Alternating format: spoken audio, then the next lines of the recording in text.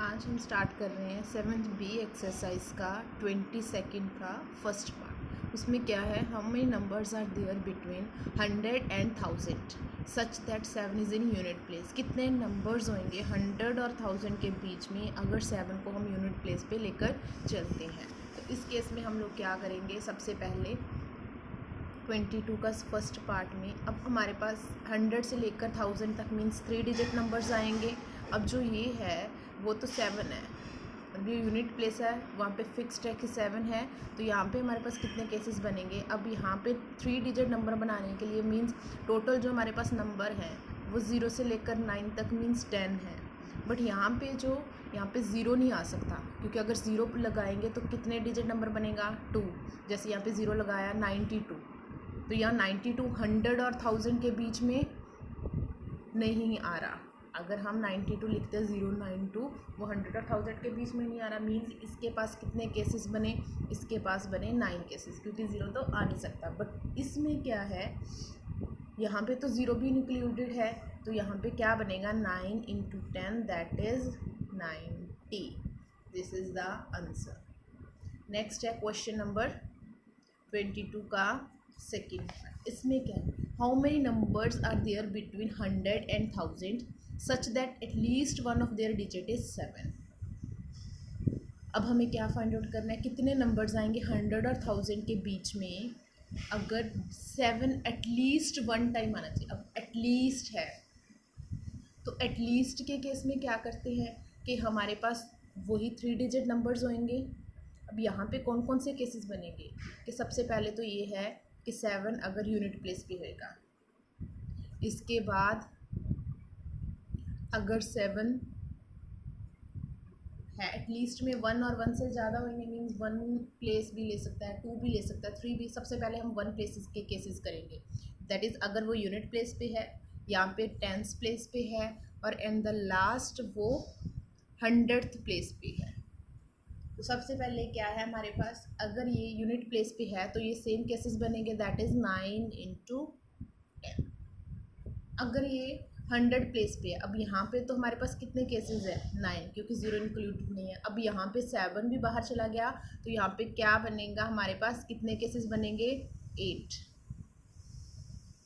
और इसके बाद अब हमारे पास यहाँ पे क्या है, यहाँ पे हमारे पास ऑलरेडी 7 फिक्स्ड है। अगर यहाँ पे 7 फिक्स्ड है तो उस केस में हमारे पास यहाँ पे कितने केसेस बनेंगे, दैट इज़ 9। और यहाँ पे हमारे पास कितने बनेंगे 8।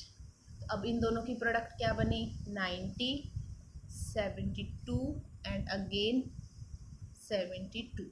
ये तो था अगर हमारे पास ओनली 1 जो प्लेस है वो 7 ने ऑक्यूपाई की हुई है। अब एटलीस्ट में 1 है तो मीन्स 2 केसेस भी होंगे। 2 केसेस में कैसे बनेंगे, अगर यहाँ 2 पोजीशन पे फिक्स्ड हो 7, अब नेक्स्ट में इन दोनों पे भी फिक्स्ड हो सकता है।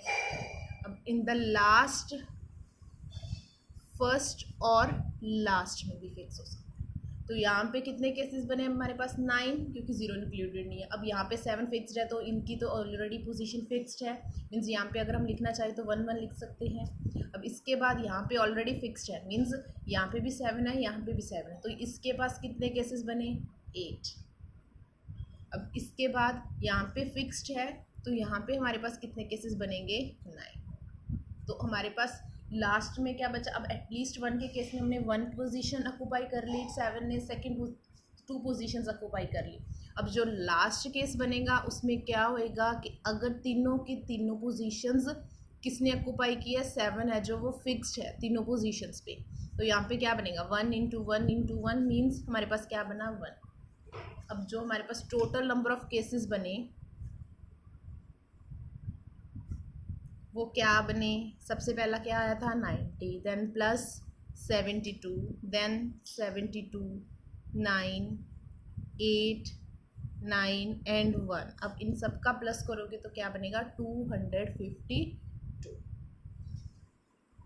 अब इसके बाद क्वेश्चन नंबर 22 का थर्ड पार्ट, उसमें क्या है, how many numbers are there between 100 and 1000 if the digit 7 takes exactly 1 position। अगर 7 के पास सिर्फ एक ही पोजीशन है तो उस केस पे हमारे पास क्या होएगा, कितने नंबर ऑफ केसेस बनेंगे, कितने नंबर ऑफ डिजिट्स आएंगे। तो उसके लिए क्या है हमारे पास, सबसे पहले ओनली एग्जैक्टली 1 बोला है, मीन्स ओनली 1 पोजीशंस फिक्स्ड होंगी। यहाँ पे होएगा या तो 7 और यहाँ पे होएगा और यहाँ पे, बस यही 3 केसेस बनेंगे। अब अगर यहाँ पे है तो हमने किया था 9 into 10 that is equals to 90। अब यहाँ पे करेंगे तो क्या बनेगा 9 इंटू 8, क्योंकि ये तो फर्स्ट फिक्स्ड है 7 की पोजीशन। यहाँ पे बनेगा हमारे पास 9 इंटू 8, तो यहाँ पे हमारे पास क्या बना 72 और यहाँ पे भी क्या बना 72। अब टोटल नंबर ऑफ केसेस क्या बनेंगे, टोटल नंबर ऑफ केसेस वो हमारे पास बने 90 plus 82 plus 72 that is equals to 225। This is the answer. इसके बाद question number 23, a mind prepares a metallic calendar specifying month, date and day in the form of monthly sheet, one plate for each month. How many types of February calendar should it prepare to serve for all the possibilities in the future years? क्या है, एक calendar को prepare करना है, means months, dates और days के accordingly. किस month का हमें फाइंड आउट करना है, फेब्रवरी का। तो अब हम इसको क्या करेंगे, अब हमारे पास ईयर्स जो फ्यूचर ईयर्स है उसके लिए करना है। मीन्स 23rd क्वेश्चन कैसे स्टार्ट करेंगे, हमारे पास सबसे पहले क्या है, जो ईयर्स होते हैं वो 2 टाइप्स के होते हैं। एक तो होता है लीप ईयर, एक होते हैं नॉन लीप ईयर। मीन्स हम ईयर्स को कितने वेज से अरेंज कर सकते हैं, 2 वेज से।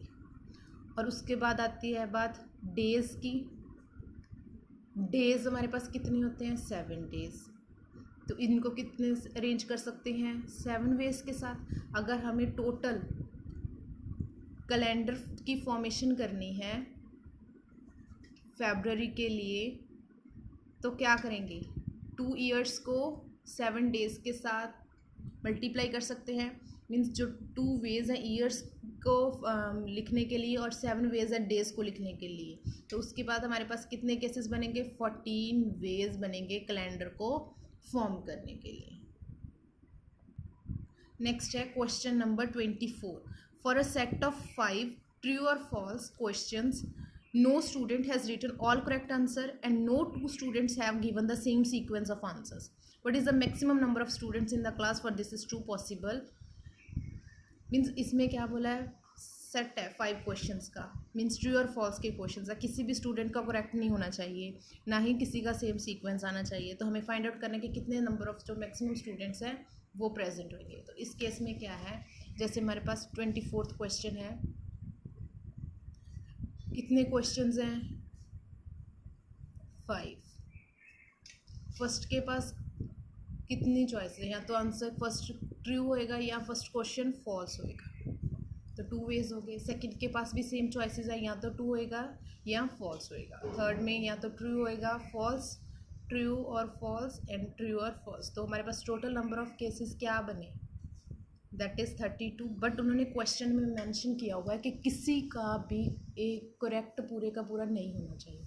अब एक सीक्वेंस तो ऐसा होएगा जो करेक्ट होएगा, बट हमें ये क्या करना है, ये एक्सक्लूड करना, नहीं लेके चलना। तो इस केस में क्या करेंगे, 32 जो हमारे पास टोटल वेज आए हैं उसमें से जो ये करेक्ट वाला सीक्वेंस है ये माइनस कर देंगे, तो हमारे पास क्या बनेगा 31।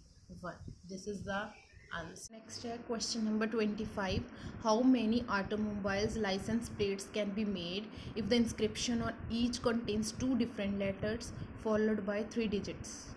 हमें ऑटोमोबाइल्स की प्लेट बनानी है जिसमें 2 लेटर्स होंगे वो भी डिफरेंट और 3 डिजिट्स होंगे, डिफरेंट डिजिट्स होंगे। सबसे पहले इसमें क्या है, हमें कितने डिजिट्स की बनानी है, 5 की नंबर प्लेट। तो सबसे पहला क्या है, हमें क्या बोला है कि 2 डिफरेंट अल्फ़ाबेट्स कंसीडर करने हैं। टोटल अल्फ़ाबेट्स कितने होते हैं, 26, तो उसमें से 2 कंसीडर करने हैं।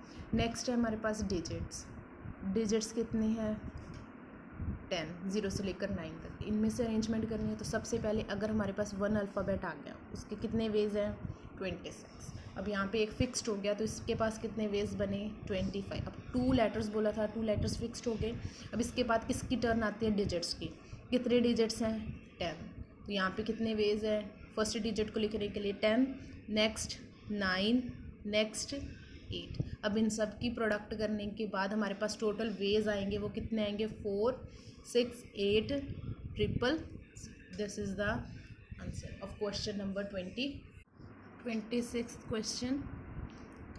इसमें क्या है हमारे पास, सबसे पहले तो 3 अल्फ़ाबेट चूज़ करने हैं। 3 अल्फ़ाबेट्स को चूज़ करने के लिए यहाँ पे जो पोजीशन है वो डी ने फिक्स्ड कर ली है। अब अल्फ़ाबेट्स कितने 26, तो इसके पास कितने वेज हैं अरेंज करने के लिए अल्फ़ाबेट को 26 वेज, तो 26 में से कोई भी आ सकता है। अब रेपिटेशन अलाउड है तो इस केस में भी कितने बनेंगे 26, और इन दोनों की प्रोडक्ट करेंगे तो क्या बनेगा 676। उसके बाद क्या है, हमें डिजिट्स लेने हैं। 1 डिजिट आ गया, 2 आ गया, 3 आ गया और 4 डिजिट्स आए। सबसे पहले हम किसकी अरेंजमेंट करते हैं 1 डिजिट की। 1 डिजिट में क्या है 0 तो अलाउड नहीं है। वैसे तो 0 से लेकर 9 तक हमारे पास टोटल 10 डिजिट्स थे, बट यहाँ पे 0 उन्होंने बोला कि अलाउड नहीं है। तो 1 डिजिट को अरेंज करने के लिए कितने वेज बने हमारे पास 9, क्योंकि 0 तो ऑलरेडी हमने बाहर निकाल दिया। अब इसके बाद क्या है, अगर 2 डिजिट्स चूज़ करते हैं, 2 डिजिट्स को चूज़ करने के लिए क्या बनेगा, अब रेपिटेशन है वो अलाउड है। यहाँ पे क्या है फर्स्ट पोजीशन पे 0 नहीं आ सकता, मीन्स इसके पास कितने वेज हैं 9 अरेंज करना। बट सेकंड पोजीशन पे 0 आ सकता है, तो उस केस में क्या है 10 वेज। तो यहाँ पे हमारे पास कितने नंबर ऑफ टोटल वेज बने, दैट इज़ 90 वेज। अब थर्ड, अगर हमारे पास 3 डिजिट्स हो तो फर्स्ट पे तो 0 नहीं आएगा, बट जो बाकी 2 पोजीशंस हैं उस पर तो 10 मतलब पूरे के पूरे डिजिट्स आएंगे। तो यहाँ पे कितने वेज बने 10 × 10, तो यहाँ पे हमारे पास क्या बना 900। अब इसके बाद 4 डिजिट्स अगर हैं तो फर्स्ट पे तो 0 इंक्लूडेड नहीं होएगा, तो बाकी पोजीशंस पे तो होएगा। जो 3 पोजीशंस पेंडिंग है तो उन पे क्या आएगी 10 × 10 × 10 वेज। तो यहाँ पे हमारे पास क्या बना 9000। अब हमारे पास कितने डिजिट्स बोले थे 1, 2, 3 और 4 डिजिट्स बोले थे उनको अरेंज करने के लिए। तो यहाँ पे हमारे पास टोटल कितने वेज बने इन 1, 2, 3 और 4 के अरेंज करने के लिए। तो ये हमारे पास बना 9 + 90 + 900 + 9000। तो यहाँ पे हमारे पास क्या बना आंसर 9999। बट जो हमारे पास टोटल नंबर प्लेट बनानी है उसके लिए अल्फ़ाबेट की ज़रूरत है और डिजिट्स की भी। तो यहाँ पे हमारे पास जो पॉसिबल वेज होंगे लाइसेंस को फॉर्म करने के लिए वो क्या बनेंगे 676 + 9999। इनका प्लस करेंगे तो क्या बनेगा 6759324। This is the answer.